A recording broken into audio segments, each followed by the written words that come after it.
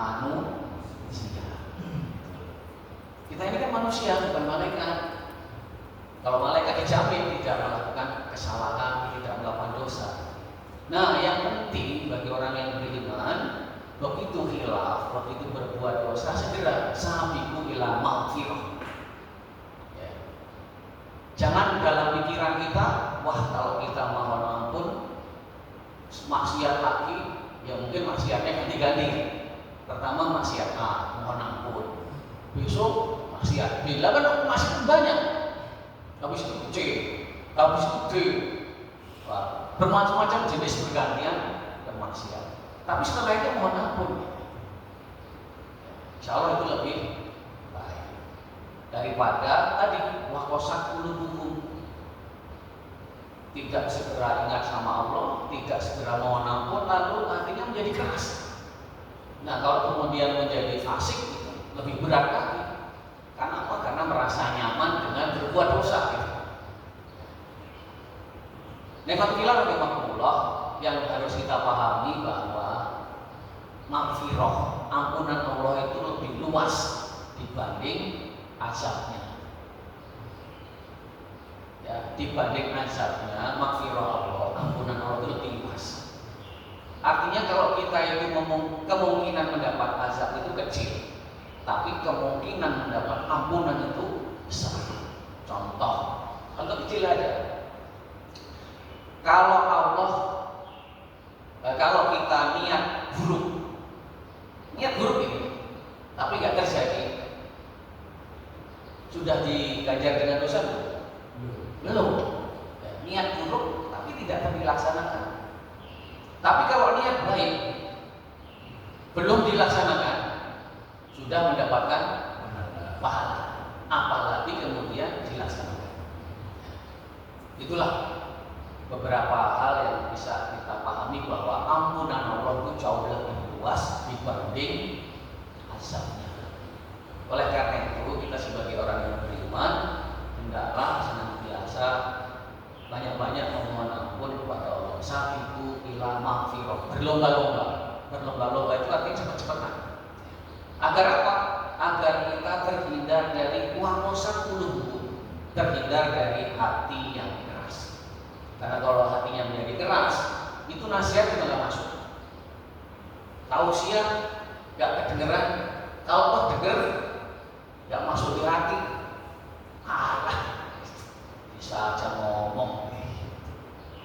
Itu kalau udah keras, karena kalau keras itu menolak, ya, menolak nasihat, menolak ayat-ayat kebenaran.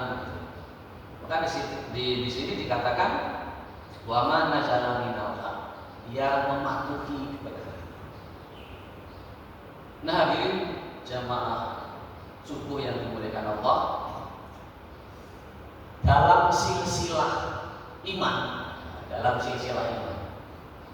itu ada namanya irodah syariah dan irodah kauniyah. Nanti saya kasih contoh dua, nanti kira-kira seperti apa ya dengan kasus tadi. Kalau Abu Bakar itu irodah syariahnya dan irodah kauniyahnya itu terpenuhi. Irodah syariah itu apa? Bahwa Allah itu menginginkan hambanya itu beriman. Syariah. Jadi seluruh manusia itu irodah syariah. Irodah itu artinya keinginan. Allah berkeinginan agar semua manusia ini beriman. Maka setiap bayi yang mau lahirkan, dia bersaksi dulu kan. Ditanya oleh Allah, qala aslamtu lirabbikum. Maka seluruh roh manusia yang akan ditiupkan roh itu mengatakan qalu bala syahidna. Ya Allah, betul engkau adalah Tuhanku dan aku menjadi saksi atas perjanjian ini. Nah, itu irodah syariah. Jadi semua manusia itu irodah syariah, Allah berkeinginan semuanya beriman.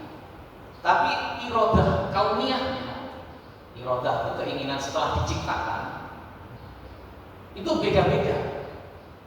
Kalau Abu Bakar sebelumnya kan memang tidak beriman. Tapi Allah berkeinginan iradah syariahnya itu beriman. Terus kemudian dalam perjalanan hidupnya Abu Bakar beriman. Makanya kedua iradah tadi terpenuhi, iradah syariah dan iradah kauniyah.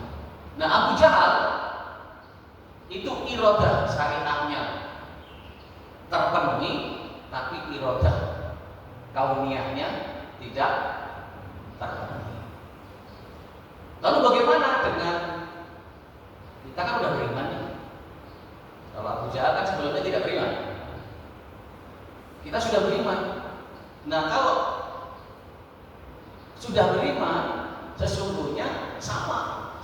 Allah itu menginginkan iradah syariah beriman dan iradah kauniyahnya juga beriman. Tapi bagaimana kalau kemudian dia ternyata beriman malah setelah diciptakan bermaksiat? Nah, ini tentu tidak memenuhi iradah kauniyah. Jadi jamaah sekalian, jangan kita pahami kalau berbuat maksiat ini kemudian ini kan takdirnya. Faktanya bermaksiat, faktanya berzina, itu bukan Allah mentakdirkan seseorang beriman bermaksiat, tapi dia sendiri yang melakukan kemaksiatan. Kenapa melakukan kemaksiatan? Nah, dijelaskan di dalam, misalnya di dalam surat An-Nazi'at. Dalam surat An-Nazi'at itu Allah jelaskan fa'innal jahimah hiyal ma'wa. Surat 39. Maka sungguh nerakalah tempat tinggalnya. Kenapa dia masuk ke neraka?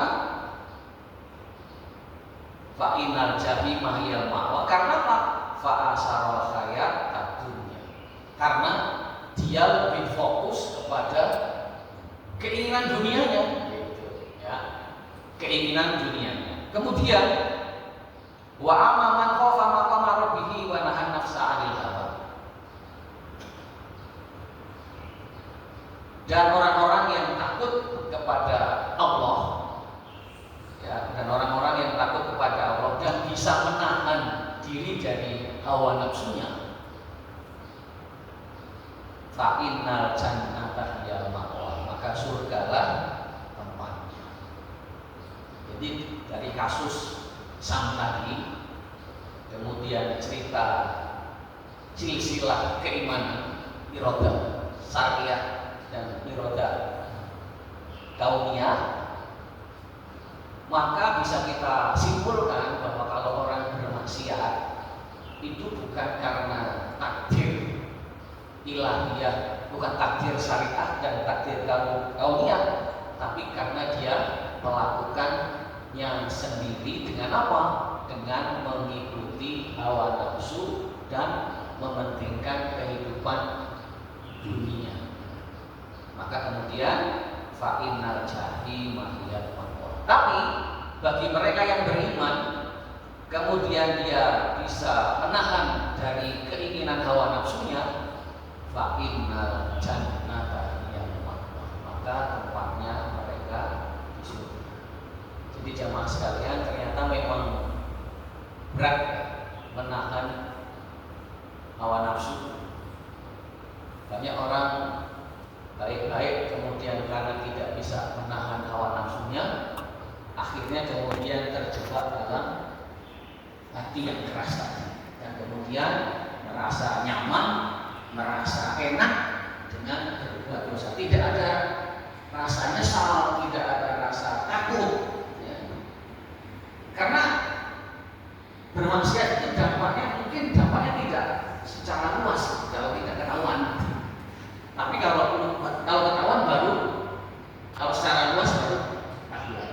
Setelah berdampak secara luas baru ketahuan. Tapi kalau belum ketahuan, dia merasa nyaman saja. Itulah kenapa kemudian kita diingatkan oleh Allah, sabiqu ila maghfirah min rabbikum wa jannah. Hendaklah kalian segera bertobat ke ketika berbuat kemaksiatan, berbuat dosa dan seterusnya. Karena hanya dengan cara itulah kita bisa selamat dari kehidupan yang mengikuti hawa nafsu. Hawa nafsu itu nggak jauh-jauh di dalam diri kita. Kemana pun kita pergi, ya ikut. Kita sendiri dia ada. Lebih parah kalau kita sendiri. Karena tidak ada yang mengingatkan kecuali diri kita sendiri. Kalau ramai-ramai jauh lebih ringan. Ya. Itulah kafilah. Pertama, dengan kasus tadi, walaupun dia berdakwah kemana-mana menyampaikan nasihat, tapi sekali lagi kita juga harus memahami bahwa setan yang membisikkan hawa nafsu itu juga tidak henti-hentinya untuk terus bekerja. Maka kita juga tidak henti-hentinya untuk khusyuk mengingat Allah dan mematuhi kebenaran yang telah kita pahami. Nah, mudah-mudahan dengan cara itu kita akan segera kembali kepada Allah ketika kita melakukan salah maupun melakukan dosa. Demikian jemaah sekalian, mudah-mudahan ada manfaatnya. Kurang lebihnya mohon maaf. Billahi taufiq wal hidayah. Assalamualaikum warahmatullahi wabarakatuh. Kalau mau ada yang ditanggapi silakan, masih ada waktu. Satu Ustaz. Ya. Apakah berbohong dan korupsi itu termasuk maksiat? Apakah Bohong dan korupsi itu termasuk maksiat? berbohong Dan korupsi. korupsi? Coba kalian berbohong dan korupsi itu enggak maksiat. Kenapa alasannya?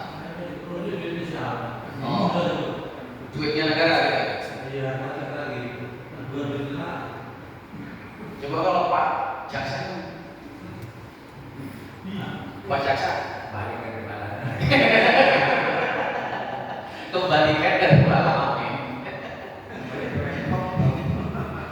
Jadi Pak Lamin